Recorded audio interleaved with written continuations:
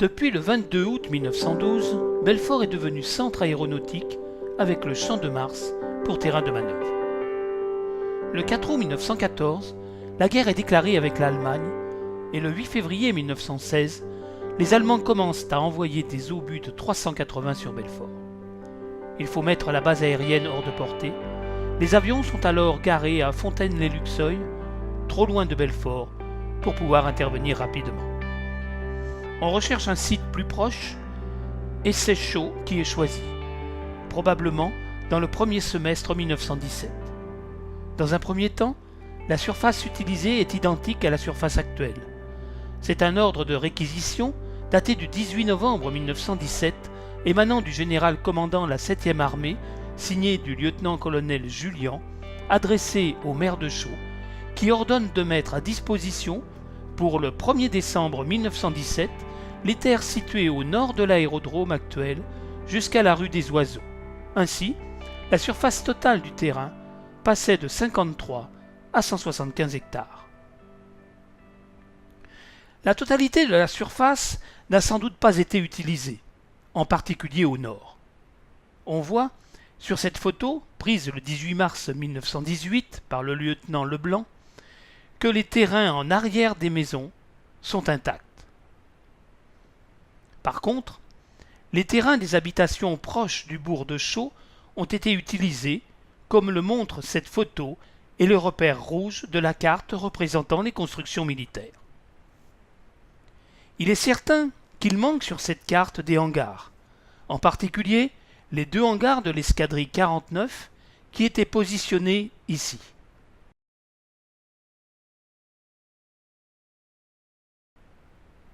Sur cette photo, reconstituée à partir d'un film du 20 août 1918 et de 2 photos prises entre 1917 et 1918, on peut voir les installations du côté est du terrain. Cette photo nous montre l'axe sud. Mais qu'en est-il le 11 novembre 1918 ? Dans les Échos de Chaux d'avril 1982, Georges Souler évoque le souvenir qu'il en a. À Chaux, les cloches qui sonnent à toute volée répondent à celles des villages voisins. C'est une joie exubérante. Des avions décollent, sillonnent le ciel, lancent des fusées. Ils multiplient les dangereux virages sur l'aile et les audacieux loopings. Ils viennent raser les toits, les aviateurs agitant des drapeaux.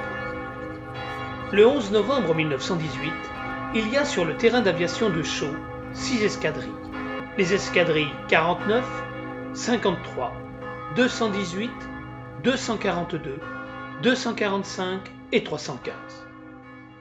L'escadrille 49 est celle de Georges Arnaud, mécanicien qui épousera, la guerre terminée, Angèle Marchal, la fille de Joseph et Amélie Marchal, qui tiennent un café-hôtel-restaurant sur la route du Ballon à Chaux, proche de l'aérodrome. L'escadrille 49 est installée à Chaux depuis le 17 mars 1917 et n'en bougera pas jusqu'au 23 novembre 1918. Le 11 novembre, c'est le capitaine Charles Tavera qui la commande. Il est rentré de l'hôpital le 9. Sur les 18 pilotes de l'escadrille, 4 sont en permission le 11, dont Maurice Arnoux, qui sera l'un des pilotes de course aérienne français les plus connus de l'entre-deux-guerres. Il reste donc 14 pilotes ce jour-là, 27 mécaniciens principaux et 18 mécaniciens en second. L'effectif total, en novembre, est de 116 personnes. L'escadrille 53 est arrivée à Chaux le 5 octobre 1918 et en repartira le 18. 161 militaires la composent, dont 50 pour les subsistances. Parmi eux, Armand Ours, mécanicien, et Jean-Jules Fouillot, pilote. L'escadrille 218, commandée par le capitaine Petit, est arrivée à Chaux le 2 octobre et en repartira le 25 février 1919 pour Neuhoff. Elle est constituée de 14 pilotes, 12 observateurs, 1 radio, 17 mitrailleurs, 33 mécaniciens, 21 conducteurs, 1 motocycliste, 3 ouvriers en bois, 2 ajusteurs, 3 armuriers, un électricien, 2 voiliers, 3 secrétaires, un cycliste, un téléphoniste, un tailleur, un infirmier, 2 cordonniers, 3 magasiniers, 6 cuisiniers, 18 hommes de corvée, 4 ordonnances et 4 TSF, soit 154 personnes. L'escadrille 242 est arrivée le 13 août 1918 et y restera jusqu'à sa dissolution le 31 décembre. Le lieutenant commandant l'escadrille, Léon Perret, est en congé de détente du 8 au 19 novembre.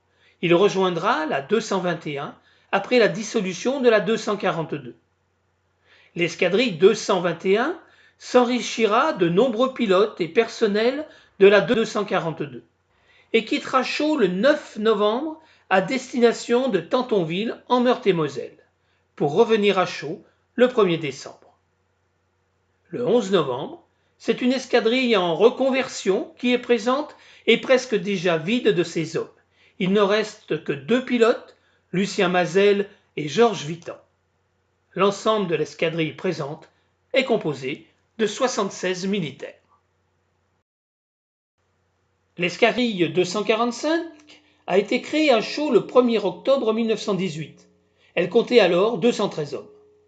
Ces derniers sont présents le 11 novembre. L'unité verra ses effectifs fondre début décembre à Magny-Vernois par le départ de 94 personnes vers l'escadrille 295 qui vient de voir le jour.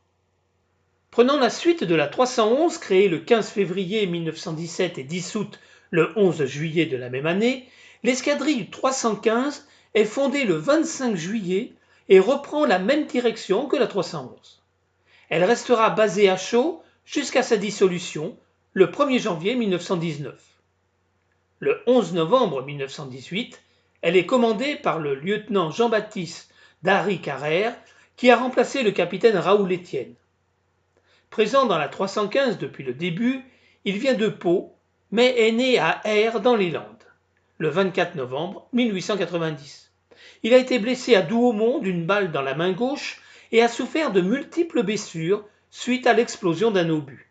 Malgré cela, il n'a consenti à être évacué qu'une fois l'attaque ennemie enrayée. Il était alors à bout de force. Cet homme courageux était, ce 11 novembre 1918, à la tête d'une escadrille de 214 militaires. Parmi ces hommes se trouve le mécanicien Joseph Perrin qui, après la guerre, restera à Chaux, où il épousera Marthe Pelletier le 11 septembre 1920, avec qui il aura une fille, Jeanne, née le 11 septembre 1921, un an tout juste après son mariage. Voici le détail des présents par escadrille sur l'aérodrome de Chaux le 11 novembre 1918. Un total de 934 hommes.